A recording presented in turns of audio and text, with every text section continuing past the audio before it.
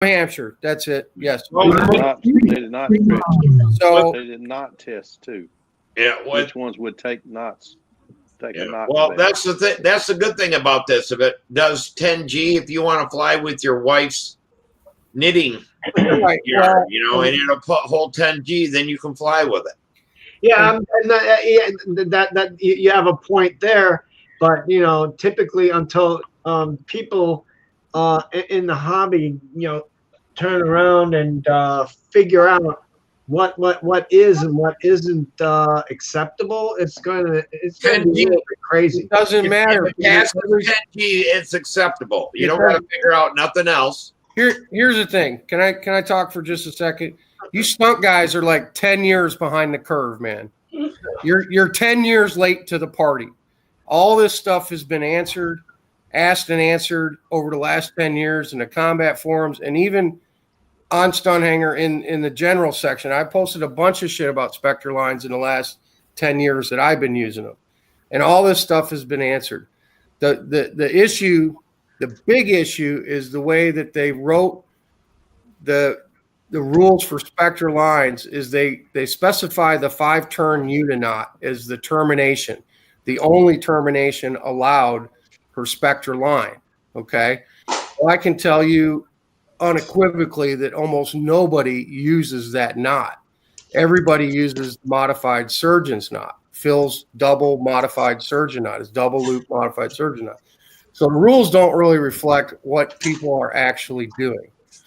But none of that is going to matter if Brett's proposal passes because it removes material requirements, termination requirements, line diameter requirements. All that is gone. So the stuff you're asking, Peter, about who's going to use the right stuff or know what to use, it's kind of already out there if you take the time to look at it of what people have used and what's been successful and what's not been successful. Mike, I would agree with you, except we're doing apples to oranges.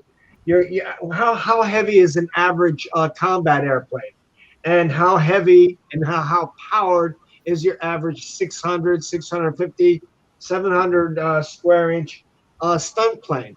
You're talking about, something that maybe 20 some odd ounces versus something that's almost, could be 60, 70 ounces. Okay, so it doesn't matter for where it's 1 ounce or 100 ounces, it's 10G. You multiply that out, and they'll give you what your full test is. It does not matter. It's just. But I think what Peter's asking is how do you address what line size you use? Exactly. That's already listed though in the Spectra recommendations. They have pound test Spectra in an ounce size model. So there's already kind of a guide out there, and it really kind of follows suit with braided steel. The diameters are already pretty close in there. But I can tell you this, Phil flies Nelson 36s on 100-pound test Spectra. Now that's 120 mile an hour, 130 mile an hour fast combat airplane on 100-pound Spectra.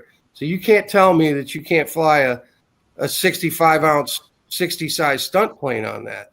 It's there. It's yes, you have to use the appropriate pound test for the weight of your airplane. Yeah, from what I read,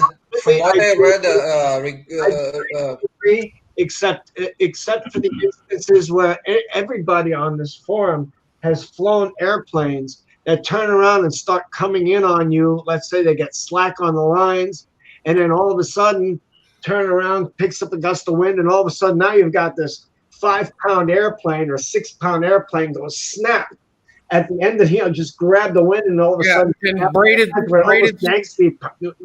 handle out of your hand. Braided steel will do the same thing.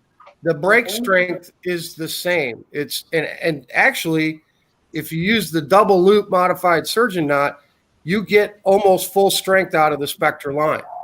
Now when you make a termination, with cable, you don't get the rated break strength of the line. From what I understand, Mike, correct me if I'm wrong. from what I understand, spectral lines have a certain rating, let's say 65 pounds or 100 pounds. But in actuality, they are much stronger than that. Yes. I think the 65, it's like breaks at 80 or more. 100 breaks at 120 or more. While the steel cables, if they are rated at 65, they break around 65 or sometimes even less. I think that's proved out in Phil's testing when Phil and Tom did all that. I think all those tables are in there where they pull tested stuff and did it. And one thing they even stretch less, don't they? Well, they stretch. Yeah, they do stretch less. They set. You know, I mean, braided steel stretches 2 inches too at 60 feet. You know. Yeah. It does. It's the same. It's really. But from what I heard is the Spectra stretches less than the steel cables. Well, a lot of guys pre-stretch their Spectra line. A lot of combat guys will pre-stretch. You pre-stretch them and then they take a set and then you don't get it anymore. The other thing that Phil found was, so originally he was just doing a single loop modified surgeon knot. So you have one loop of material to put your connector on. And the break strengths were virtually identical to braided steel, okay? And they would break at the termination or at the loop most of the time. When Phil started doing the double looped modified surgeon knot, you got 2 loops of material, you get almost full breaking strength of the line. Where can you get a diagram of that knot? I know the 5-turn knot. I used that when I was fishing for salmon, but this knot you're talking about, I'm not familiar with it. Hey, don't put that around your neck. I'm trying to get big. There you go. Trying to get big. There you go. Okay. Here's the line. Bring it around. Bring it through. So you got that. That's like everyone would just do what do we call that? A hangman's knot or whatever. Bring it back through and pull it tight. That is a modified surgeon's knot. Okay, and where your thumb is there, or your finger, that's where you're hooking onto your connector. Correct. Okay, so now that's the single loop termination. You can make this where there's actually 2 loops of material in there. So to do that, you just fold it back on itself. I'm going to need a lot more material here. So instead of starting my knot here, I'm going to fold it back on itself here. Okay. Now, is that the diameter you guys use in combat right there? That's it's almost impossible to do with this, but basically the same knot back around and through again. I can't do it with this electrical cord. We get it. But what you end up with after you do that evolution is you've got this as a termination now. Okay. Okay. And a much beefier knot. Right. It's superior. All right. Yeah, that's pretty simple. Yeah. And what it is that I seen Dick, my buddy, make up lines, and he ties the one ends and stuff and brings it out and measures it to like 61 and puts a little mark on the line. He can tie that so it comes out. Both lines are exact every time. Absolutely. Well, if you put a mark on the line and you start with that mark in your fingers every time, and go around, it will come out the same every time. So it's not like, when I try to tie regular lines, I got one that's a 16th of an inch longer or whatever than, Well, no, 16th of an inch. Well, back then you had the wire in your handle, so you could just make that up. It was like, well, now we're going to have rope cared about a so it makes 16th of an inch. All right, Tom. Tom, thanks for your patience. Tom, go ahead. Yeah, so I'm working on a flight streak, so I had a couple of questions. I got all the rips cut, by the way, on my laser cutter. Nice. Okay, guys, let's get our orders together. So on a flight, I'm going to do an electric flight streak. So do I make the fuselage according to plan, or do I lengthen it on a flight streak? I would lengthen it a little bit. I would lengthen it about 1.5 inches to 2 inches at most. Okay. I'd go an inch, inch and a half. I wouldn't go 2 inches. Yeah, I'd also consider enlarging the span of the stab and elevator 1 inch on each side. Yeah. Okay. That's a good plan. The other thing that I want to request is I don't have any lead out material to make lead outs. Does anybody have, 4.5, 5 feet of lead out they could send me? I got Russ Bonilla at Oki Air Model Products. He can sell you mil-spec cable. It's really good. I use this. And this is like, I think it's 150-pound test Kevlar rope. Know what you want? For my lead outs. Look at this. Would you look at this? I want to know the Delta Dart challenge. Since you're, what's that, Peter? Whatever happened to the Delta Dart challenge? It's happening. I got all your addresses. Man, I got to box up kits and send them all out to you. Don't get your panties in a wad. We'll get there. So Wait a there's minute. some, I want to get in on this too. there's some vintage, perfect 60-pound lead out wire. That's half a lead out wire. Oh, that does say half A. All right, hang on. Look at the gold stuff. Let me look in the other box. If you call Russ Bonilla at Oki Air Model Products, Oki Air, Yeah, that'll get it for you. he's got mil-spec cable you can get. Okay. There you go. 125 pound, so this is probably That's the good 27 stuff. diameter. That's Now, the good stuff. it looks funky because it's been in this package probably since 1962, but I got a bunch of it and I can send you some if you want it. But it does look funky. That would be great, Mike. I'd appreciate it. Yeah, this is, I can send you 10 feet. No problem. Thank you. I used to buy a roll of with a 23 or 26,000 wire, on a spool. Mm-hmm. For I guess it'd be control line speed or jets or whatever. And I used that for lead out for a long time. Are you crimping or wrapping, Tom? Wrapping. I'll probably wrap them. Okay. Good. Please don't tell me anybody is still using Crips. Oh, No. Lord, no. Always. Always.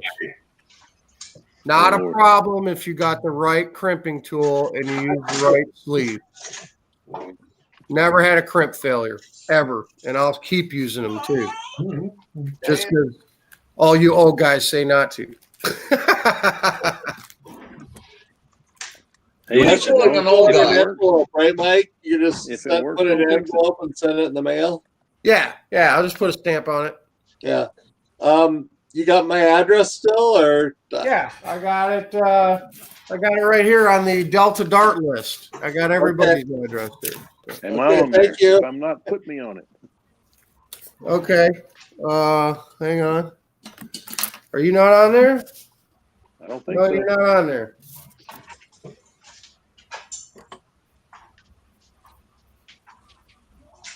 All right, give it to me. You can put it in the chat because this is live. Oh yeah. Go ahead and do that, Phil. Yeah, I'll do that. Put it in the chat, and I'll get it off of there. Hey, Tom, it's going to take a long time for you to get it though, because it's going to have to come by sled dog.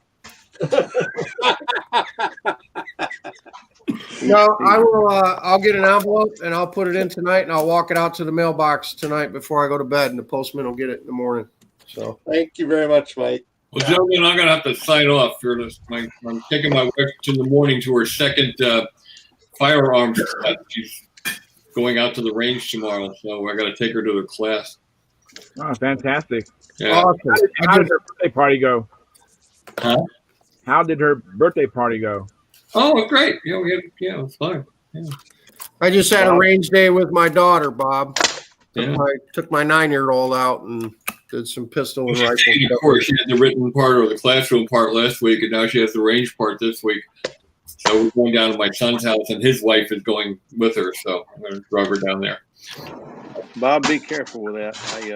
I taught my wife to shoot, and then she went and got her concealed carry, and I'm scared of her. She can shoot. She can shoot. I fully understand, Phil.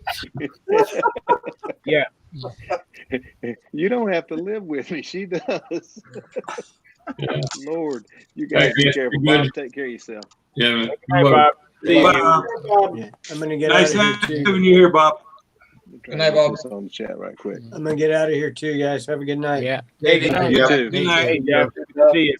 See ya. Take it easy. Hey, John, just to touch back on them making Spectre legal, that there was no reason we couldn't have had a vote on that this year. It's an email vote. I know. Somebody dropped the ball or felt late. It's not in person. I mean, I'm not involved in the stunt stuff, but I am on the combat contest board. And we've got about 6 or 7 proposals that we wanted to get through this year. And, you know, when Tony Stillman, he's the guy at AMA that heads up the rules proposal changes, and he's the contest board chairman or whatever.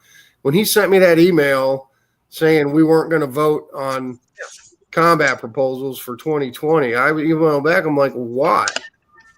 I said, it's not an in-person vote. It's not like the AMA is sending us all on a junket to Hawaii for a week to sit around and talk about rules proposals. It's an email vote. It's an up or down yes. And what he said was the reason for the delay was because there was so many contests canceled this year. And generally at larger contests is when people talk about rules proposals. They get together and they have a chance to speak about the things that are, you know, going to change and try to get a feel. The contest board members are supposed to talk to their peers and find out how they feel about proposals before they vote one way or another on a proposal. And I was like, that's kind of bullcrap, because every discipline of modeling has a forum. That's what I was going to say. We have forums that everybody who participates in contest modeling is on. And these things can be discussed at length on a forum, and you can get, if you're a board member to cast a vote, you can say, hey, I got these proposals. I mean, that's basically what I did. I called all the combat guys in my district and said, what do you think of these proposals? Up or down? It's that simple, you know? Yeah. Well, all right, Mike, it's on the chat. Got it. I agree with you, Mike. I don't understand it. I heard that same excuse about not being able to go to college, but you're absolutely right. The forums, I mean, the forums are heavily populated. Not only that, a lot of guys email each other just outside of forums. You know, there's probably a lot more contact than the AMA realizes, or the people in charge there realize. And I don't know. You know, they still operate on snail mail. It boils down to you have a lot of, how would I say, us old timers that do not have email or do not use email or do not use computer, basically computer forums or anything like that.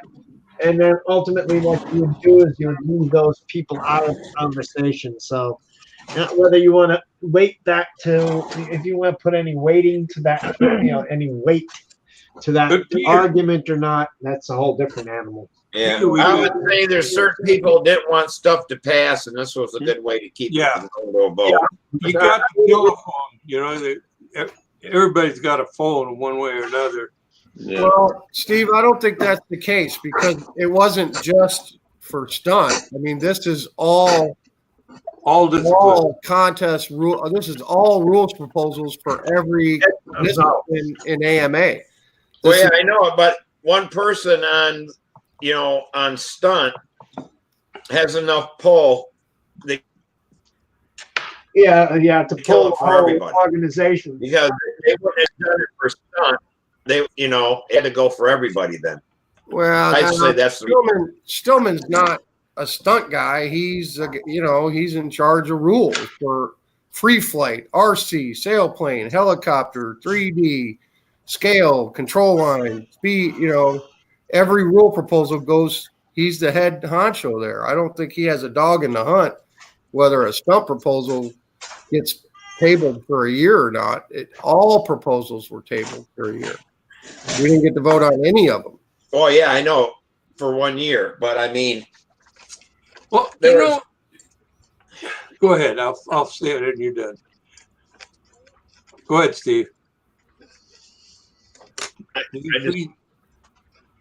You freezing up?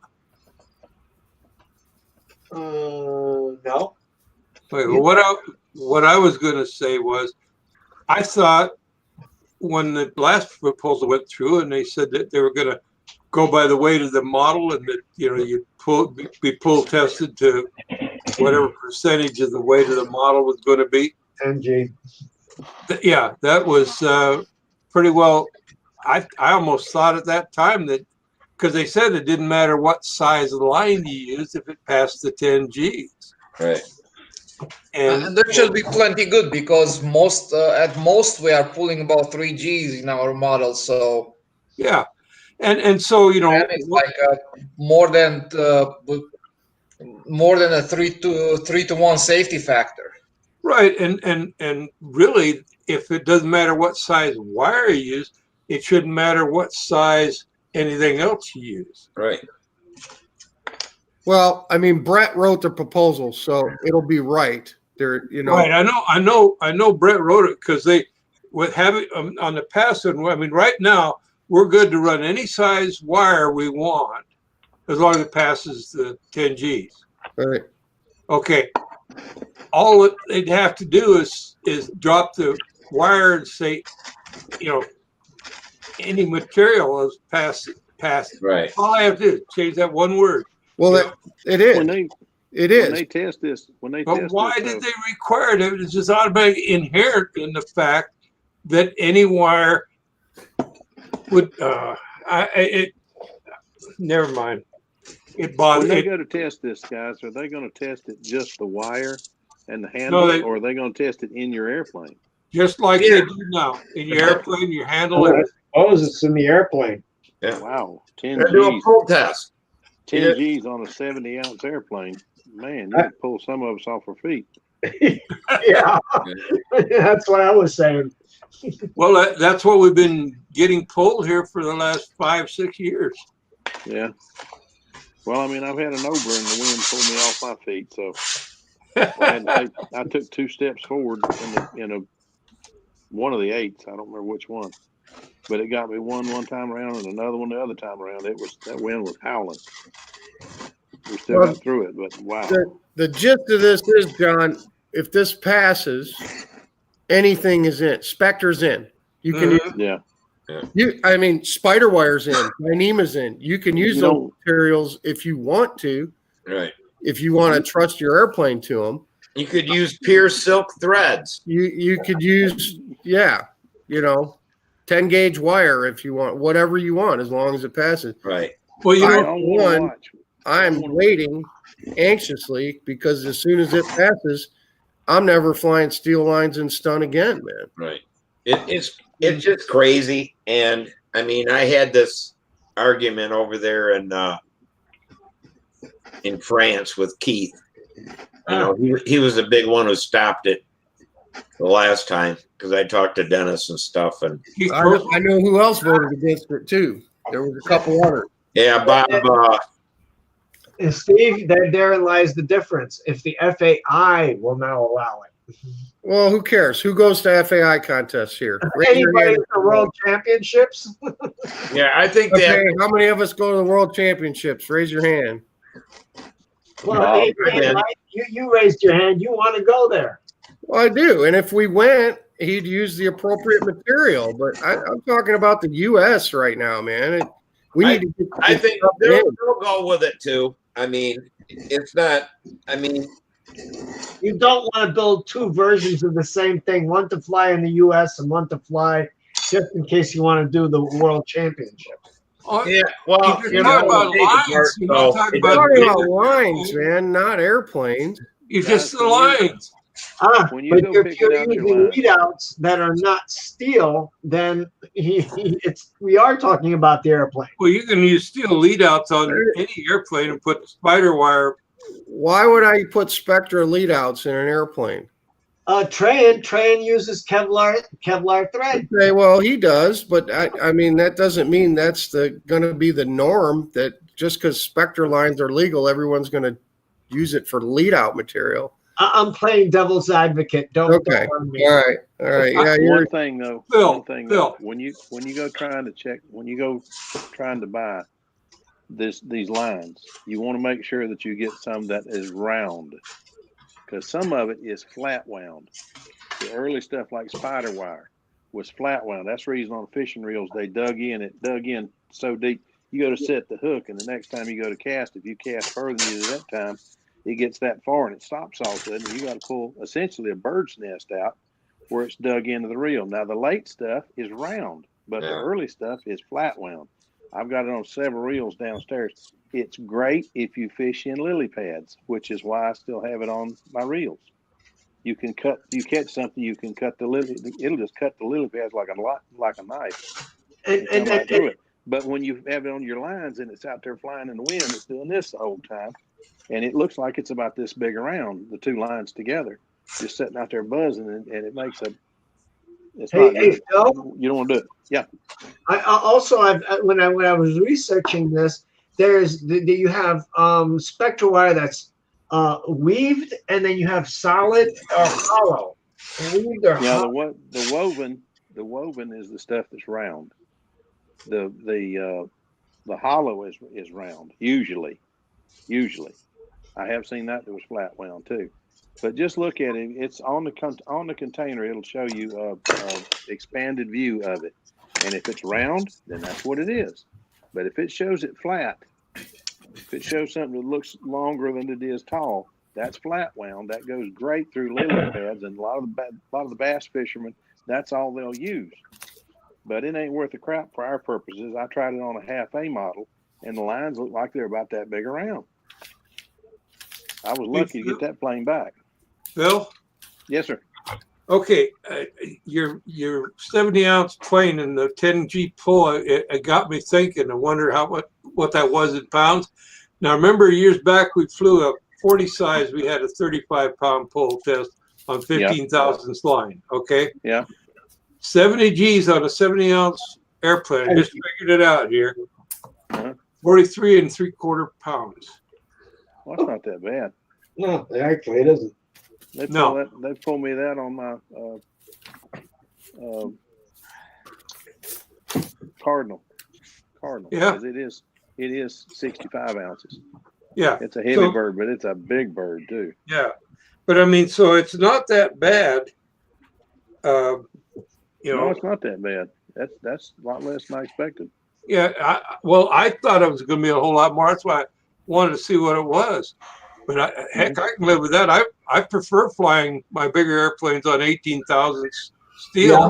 Well, because I don't want them to stretch. You can feel it stretch on a 15. You might be able to get 15s would fit in there as far as the pull test. But boy, you fly that thing and it's like flying on a rubber band. Yeah, it is. We had a guy locally wanted to win so bad that he decided he would go up and fly. When they pull tested him, he flew on 60-foot 015s. But when he flew the next round, he put on a pair of 12s. Oh, he was good till about 3/4 way through the maneuver pattern, and he was coming down and went to pull out a hard bottom, and you could see those lines stretch and pop and pow. Oh. I mean, you talk about toothpicks. That was a beautiful All-American senior when he started. When he finished, it was toothpicks. I've seen some. There you go. I've seen some planes tore up, but that one was tore up. You know, I went to the Northwest Regionals, and I had my second Electra, and no, it was my first one, and it was 41 ounces, ready to fly. Oh my goodness! 610 square inches. It was a beautiful airplane. Beautiful flying airplane, and I got out there and I'm doing a practice flight right before the contest started. And I get to, I'm doing my outside loops, right? I come up here, make my first dive down towards the ground, and it wouldn't pull out. Uh-oh. The clevis on the horn broken. Oh boy. And it went straight in, that light airplane. And I mean, I got pieces, and the wind's blowing pieces away, you know? Yeah. Because, you know, they say this about a light air. If your airplane, when you crash it, just turns to dust, then it was a light airplane. Mm-hmm. You know, if you got big pieces left over, you build it too heavy. But and I had some guys come run over. We were ready to grab it and try to put it all back together. And I said, no, don't worry about it. We're missing too many pieces already. I'll just, you know, it was for Classic. I'll just watch Classic this time. Yeah. But I hate I'll tell you what, the guys are all talking about the lines, and I think we're missing something here. These lines, like what Trayan's been showing us on the handle, and the spectrum lines on the wire on the spool. You know, a lot of guys lose their planes because they don't take care of their lines once they're wrapped up. Yep. And they end up getting a kink in it or something. Oh heck, it'll be all right, you know. And they go ahead and try to fly, and they lose a plane. Well, this stuff, you take wad it up and throw it in your box and forget about it. You know, put it in the bag, throw it in the box, and forget about it. And bring it back out. It ain't going to kink. We're going to lose a lot less airplanes that way. That's a good point. And two, like Trayan was showing, there's no memory in the handle, so it's gonna come back. I built like a hard point. I built myself a dozen handles, really light, that had the bar on it and adjustability, you know, the old way. Mm-hmm. And I put them aside when I went to the Fancher handles because I didn't want to have that memory and that, you know, that hard. Mm-hmm. And I'm looking to get some Kevlar. Trayan has convinced me. I'm going to put some Kevlar in there and get rid of the cable. I'm getting ready to order some. Yeah. Now you got that. I was going to ask Trayan tonight, but I remember now he said it was 500-pound test, so that's what I'm going to order. Yeah. Where did you order it from? Amazon? Amazon. Yeah. You're muted. Turn your mic on, Trayan. You're muted, Trayan. You're muted, Trayan. Sound. Mike's muted. Can't hear you. I muted him. Somebody muted me. There you go. I did. The noise in the background was disruptive.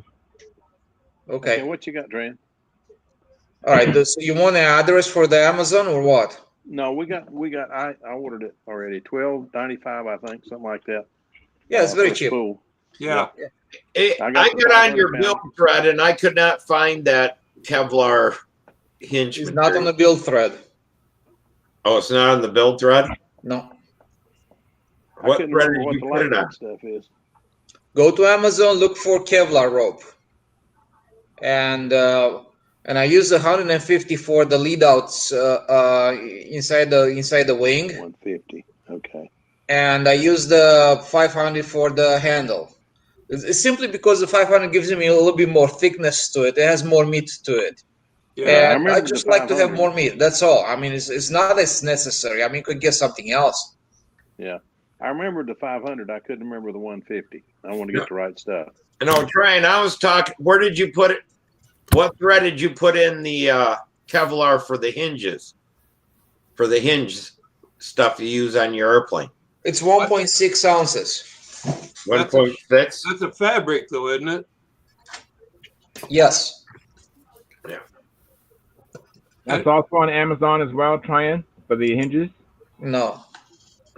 Okay. Yeah, I talked to Trayan yesterday, I think it was, and I'm going to make up some of it and be like an easy hinge. And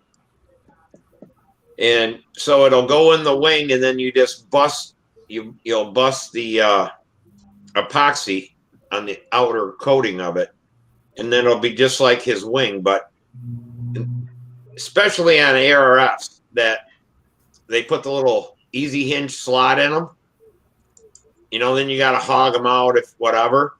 But what I'm thinking is that these will be just like an easy hinge. You'll slide them in there, glue them in, and then they'll just. If you look in the chat, I'm gonna give you the link to that. For the Kevlar, it's a style 120. Oh, okay. What knot are you using on? Fill me in again for your termination on the lines. All I did is just a simple knot, like Mike just showed, and I put a shrink tubing on top of it on the backside. That's all. Because it's very thick rope. John, if you Google modified surgeon's knot, a really nice picture will come up. Okay, you can do that too. Yeah. Okay, and then to get a double loop, just bring the line back on itself before you make the modified surgeon's knot, and you'll have a double loop. Okay. Yeah, I saw that. That really looks simple. Yeah. Yeah, so what I've done on mine, I just did a simple one, but you can also do what Mike says. Like you do the first loop and then you go again. The other way. Yep. And there you have it. Yeah. And you can put a shrink tube in, and it's super easy to make a handle. I showed you how I made it last time. Right. No, it impressed me, and I've got like a dozen of these handles. I really like them because I made them out of a ½ inch thick by 1.5 inch by 5 or 6 inch long hopper. You know, so it's really light, and then it just drilled the holes through to hold the front bar on. And I had the front bar. RSM at the time was making a bunch of. He sold me a bunch of the plain bars, you know. So all I had to do was finish up the parts for that. Son of a gun, it worked real good. It was lightweight. It was as light as Fancher handle, which is pretty light. Or at least it seemed like it was that way. Anyway, so I hate to not use them when I've got a dozen of them, because I like to have a handle for each airplane. I don't want to be messing around. Once I got to adjust it, I don't want to be messing around with that. You know, in fact, I paint my handles up to match the airplane, so I know which airplane it goes to. So if the airplane's red, white, and blue, it'll be red, white, and blue on the handle. That looks familiar. Speaking of bars, John, you got a bunch of them. Where'd you get those? Well, Sam won a little tackle box full of stuff in a raffle at the Back Food contest, and it was a box of Alan Perret's stuff. And we're finding all kinds of little doodads in there. But hold one of those bars up again. How long are they between the top and bottom hole? What's the spacing? What's the mounting space is what I'm looking at. 4 3/4. Perfect. Perfect. Those handles are so easy to make if you've got the bars. And if you don't have the bars, you can get them made. Yeah, you can get them from Tom Morris. He's got them. Yeah, I think. Guys, I want to give Steve a little bit of a credit here. Oh no, yeah. We were talking on the phone about sanding paper and how the sanding paper was the stuff that you put on your sanding blocks of some sort. Right. How it goes bad and it gets beat up real fast. And he said that this guy here, these are made for the power sanders, belt sanders. Belt sanders, yeah. Yep. And they are, they're not exactly big, but this is what you get. Right. I bought 5 of them for like $9. And what I did, Cut them up. I put some 3M77 on my sanding stick, which actually it's a section of aluminum, right? Right. And I just glue it to it. And Steve said they pretty much last forever. Yep. Yep. All right. Very good. So here's an idea for you. And Steve did that without, and his head hasn't swollen up since he got the compliment. And I didn't even swear while I was telling him about it. Hey guys, that's what we like about you, Steve. For the hangout on Monday, we can also discuss flight boxes. And that's been my flight box since forever. Wow, that's pretty neat. Samsonite, isn't it? Yeah, looks like a box a woman would carry all her cosmetics. Exactly, it's a Samsonite cosmetics case. Yep. That I turned around and put a power panel in on the side of it. And there's no fuel in it. The fuel can goes separate, but it's got a fuel pump in it and a glow driver, and it'll carry everything at least that I need. What's that video for, Peter? I saw a video outlet. What's the video for? Oh, hold on a second. What's the video for? It's power panel. It's not video. What it is, it's a panel that I had that was for a video interface. The video output actually is where the glow driver attaches. Hold on a second. Pretty slick. Hold on one sec. You used to be able to get a really neat tackle box that was just perfect, but they couldn't make it. Okay, so I have my glow driver, right? And I have my glow driver here. That's it. And inside the box, there's a 12-volt battery, just like it would be for basically that you would get for a glow driver. And then the video, I connect my glow driver. All right. Okay. I'm with you. I was just like, what was the video for? But now I understand. I get it. See, I would have put some white out on it and put a label over it or something. But I thought maybe are control line guys the cheapest guys you know, or what? Hey, but when we start stealing our wife's or what? Or what? Yeah. It works. And basically what I did was, except when it comes to deciding whether or not you're going to buy a Randy Smith it's not set up right now, but I lined the inside of it with Coroplast, basically that honeycomb plastic, and I've got place for one of my lines there. I had another screw that was attached that all my props would go on here. Oh, nice. I was thinking about props just as you were speaking. I was thinking about how do you organize your props. I have a lot of props. Basically, this and a fuel can is all I've ever taken to the flight site. How big a props do you carry? And those Samsonite cases or Samsonite cosmetic cases can be purchased on eBay in every color that you can possibly imagine for next to nothing. How many props do you carry with you, and are they 2-blade or 3-blade? It all depends upon the plane, but I mean, I just have a lot of props with me usually. I'm trying to figure out which prop is the best. And if I'm going to a contest, I've got myself a little tackle box like this, and in it I have propellers. There you go. I have propellers. I have the pitch gauge. I have everything to pitch it and change the pitch and sand them. And the prop pitch tool I've come up with, I showed y'all. All that stuff's in a tackle box. But going to the field, if you'll go to a craft store and get the thing that's made to hold brushes, paint brushes, paint brushes, you put your propellers in, you twist the cap on, and it screws down. So if you got a 12-inch prop, you screw it on a little bit. If you got a 10-inch prop, you screw it on a little further. And I'm trying to visualize the thing that holds paintbrushes. I'm not visualizing that. And Mike, I heard you. I saw your message, Mike. Just a second. I'll tell you what. Monday, I'll have it here and show it to you. Okay.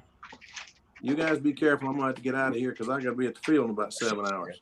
All right. Hey, Have a great evening, everybody. Thank Have you. a good Take care. weekend. go ahead, Mike. You guys. Well, I had Doug Patterson donated this plane for my boy, and actually, I have a question for you guys.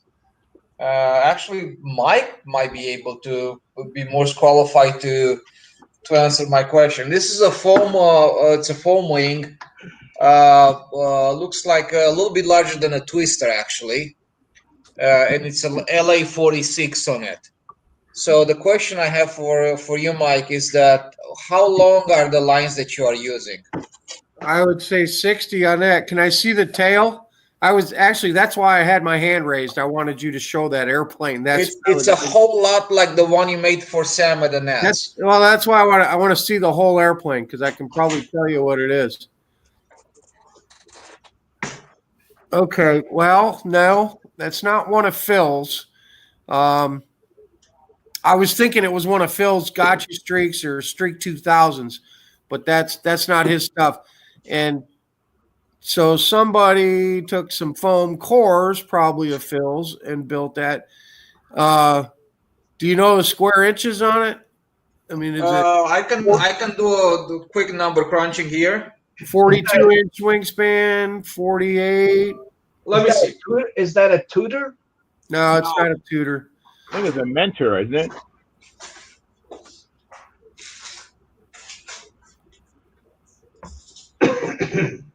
It's probably going to be about 500 squares or maybe 5.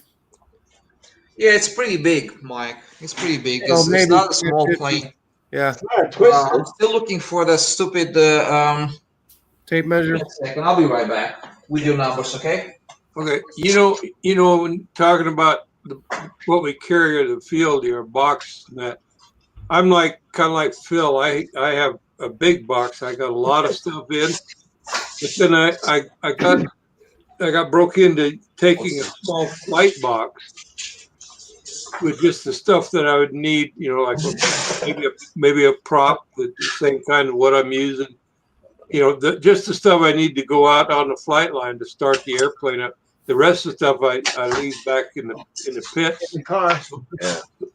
So I'm not tripping over it when I'm trying to get out of there to go launch the airplane. Well, that's why like this. I mean, I carry every 440 screw, and I mean they're just full of every size, washers, nuts. Because no matter when you go, somebody needs a screw or right.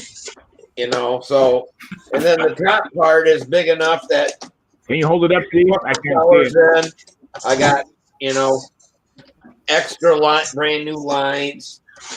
Can you hold it up higher, Steve? Yeah, hold up a little higher so we can see it. It's just a pitch and tackle box. That's that what Plano brand? Flambeau. Okay. Flambeau. Steve, I'm with you, man. Okay. Okay, Mike, I have some numbers for you. Hold on 1 second, Tryon. Just give me 1 second before we get off the pit box thing. I got to carry 4 pit boxes because they're small. I got one for combat, one for stunt, one for the jet. But Steve, I do the nut assortment thing too. That always goes with me. Every fastener in there. And then this one is full of needle valves and venturis and prop nuts and just, you know, all the crap that you don't have when you lose it at the field. Yeah. Yeah, I mean, this one's nice because it's got the ones in the front, and then inside of it, it's got the big ones like that. Yeah. And it's just that I have it, don't use it that much. I mean, but it's there. The top part, I keep all the glow plugs in, needle valves, all that kind of stuff. If someone needs something, I have it. But yeah, when I go out on the line, you know, there's my glow driver. Well, yeah, everybody does that. Just you a know, driver and a syringe. I carry the fuel and in a syringe, and it's like that's all that's out there on the on the tarmac. But this is always. It usually never even comes out of my truck unless somebody needs something or right. Yeah. What's So what'd you end up with, Tryon? 600 square inches, 48-inch wingspan. 600. Okay, yeah, that's a big foamy, man. 46, and it looked like it had a Thunder Tiger Cyclone prop on it, the 11 4.5. Yeah, it's 11. Yeah, 5, something like that. Yeah, that's the right prop for the 46. It looked like the tank was pretty small though. So what you might want to measure the Venturi. See, Might be about 4 ounces or so, I think. Is it 4? Okay. If it's got the big Venturi, 4 is going to be right at. Well, he's not flying the pattern yet anyway, so you're not worried about 6 minutes or whatever. Okay. No, I don't care about that. It's like if it's a beginner pattern in it, I'm more than happy. Oh, for beginner pattern, it's fine. He only needs 3 minutes, 20 seconds for that. Did you weigh it yet? Do you know how much it weighs? No. Okay. If it's under 50 ounces, which I'm sure it is, fly it on 15s or fly it on, lighter. You can get away with probably 50-pound Spectra on that thing. I already have the 65, so I'm just going to use it. Okay, and it's the Max Quattro 65, so that's probably less than 15 thousandths anyway. Yep. 65 Max Quattro might be like 13 or 14. So you're good there. You're good there on the lines. I go with 60 feet. All right, 60 feet is gonna be. It's a good start. Yeah, I go with 60, and if it ends up that the plane needs to, for the motor to be happy, it has to fly faster for the airplane to be happy, and the motor needs to run where it needs to run. You can go out to like 62 with an airplane that big, if you have to slow the lap times down a little bit. I wouldn't go any shorter than 60 with that one. No. Does the LA-46 like to run on a faster 4 cycle? Well, it depends on which one you got. If that's a reworked Tom Dixon motor, it'll 424. It'll break and go back and forth. If it's a stock LA-46 with just an OS needle in it, it's going to run a little different. Yeah. Okay. You got that from Doug Patterson, you say? Yeah, that's cool. That should be a good airplane for him. Yeah, he was very nice. I mean, he made a lot of donations for the stuff I'm about to send. He gave me several kits. I mean, he gave me a Legacy 40 from Brodak. Oh wow, they'll like that. Yeah, nice airplane. It's I have a Skyliner. Also, he gave me a what was that? A bunch of Ringmasters. I think it was a kit for a Ringmaster, but the box is so heavy. I think there are several inside the box. Right. A shoestring. It's in there. Wow. The box full of all kinds of stuff: glow plugs, fuel tubing, line terminations, bunch of little shit in there, bunch of propellers, bunch of all kinds of stuff in there. He was very, very, very kind. Well, that's great. That's awesome. Hey, Tryon, I want to, before we leave the airplane, one observation I saw is maybe on that needle valve, you might want to shorten that needle valve or put something to protect it, since your son is pretty new at flying, because that needle valve protrudes above the fuselage, and if he crashes, it might.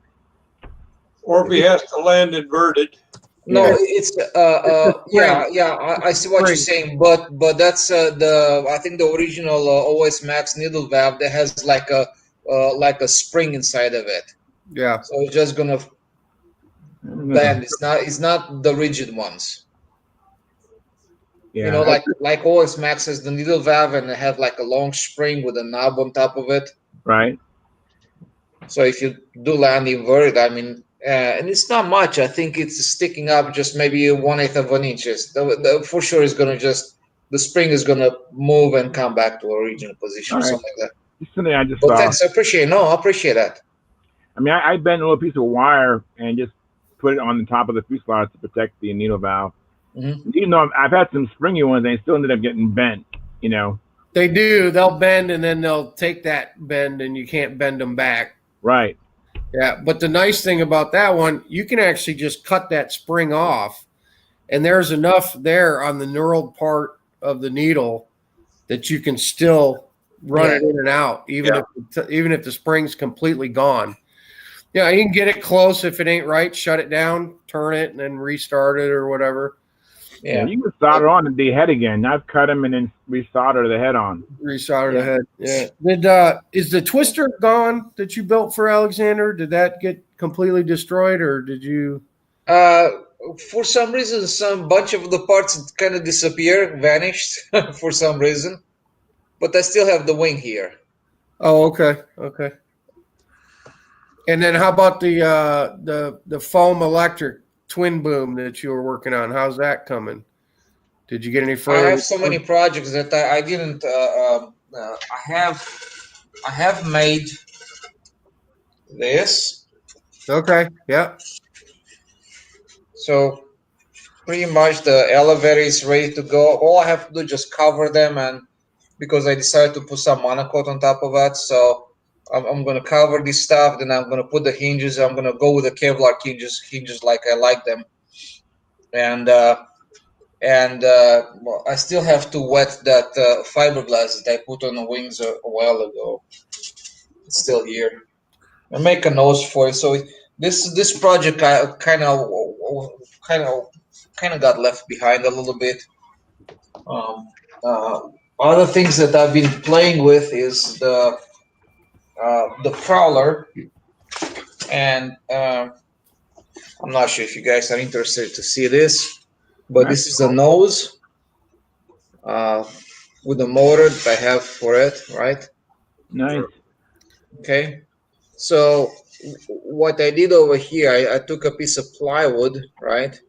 Right. And the 1/8 inch plywood, and I was thinking, like, Megan, I kind of wanted it a little bit stiffer than that, especially in this direction, because it was kind of, you could bend it quite easily, right?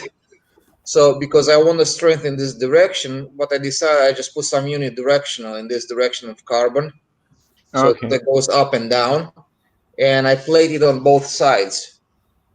And this ring in the nose is very rigid right now. It's not bending, it's not doing anything, just by adding those 2 layers.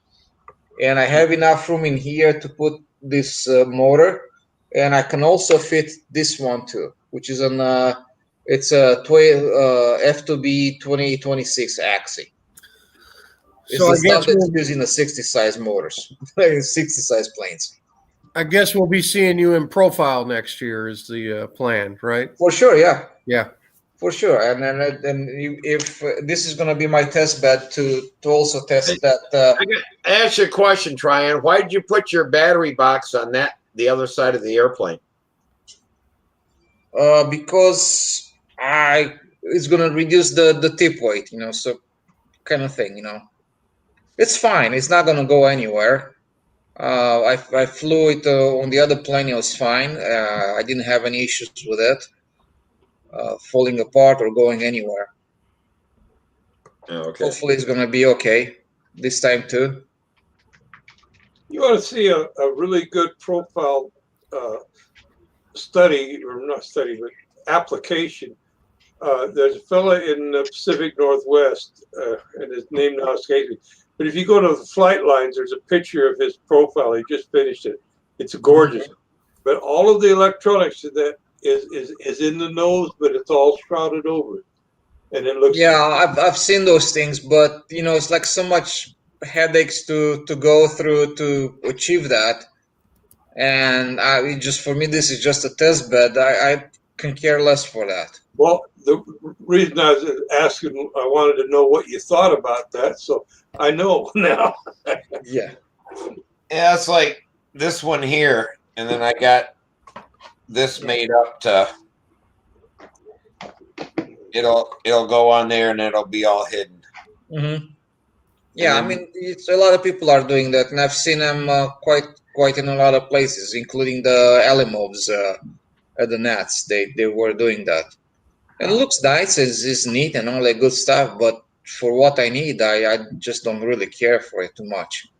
Yeah. Honestly, to be honest with you, it's right now. Yes, this Prowler kit is very easy to do. It's very easy to build, but I'm looking at it. If I had my molds here, by now I'd be flying the plane.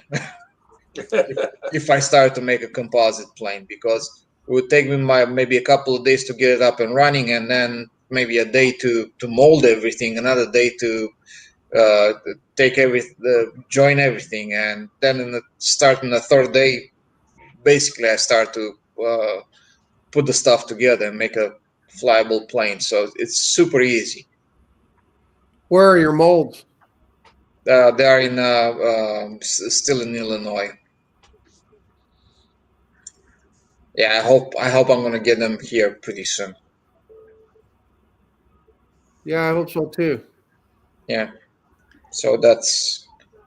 Yeah, you get them. I might have to go take a trip out and stay with my relatives out there in Atlanta. Come over to your house. You can teach me how to do those molded components. Yeah, sure. I'll teach you whatever I